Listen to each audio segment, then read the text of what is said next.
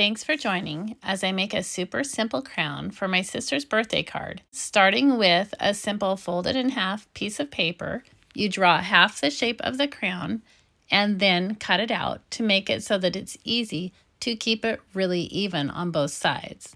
Before cutting, I do compare it to make sure that it's not too big or too small for the card. Then I simply cut it out and then I took a look at it to see if it looked just right. And as you'll see in just a moment, I thought that the bottom of my crown was a little clunky, and so I made just a couple adjustments after opening it up to make sure that it had a nice rounded bottom. Now I wanted my crown to be super simple, and actually the shape of the crown from the 5 Crowns game that I gave her for her birthday.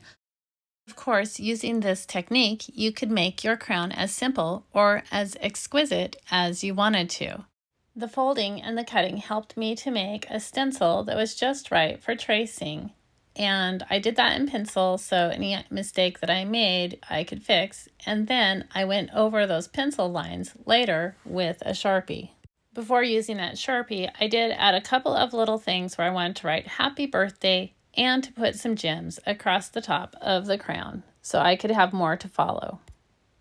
I think this would make a great card for anybody who loves to think of themselves as a princess or for a bridal shower as well.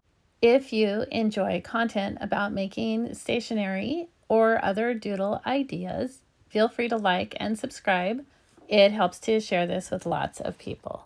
After adding the details in the Sharpie, I did go over it with another marker and just color the whole thing in yellow. You could, of course, do this in any color. One thing that I would be cautious about is making sure to use a permanent marker on the bottom if you are going to be drawing over it with other marker, and also just be careful not to spend too much time going over the black marker. Even if it is permanent, it could still bleed. Also, I find it is helpful to erase any pencil marks before using other marker on the top, as sometimes the marker seems to set the pencil. Well, thanks for joining me. I hope you have a great day and have time to enjoy doing some hobbies that you enjoy. See you next time.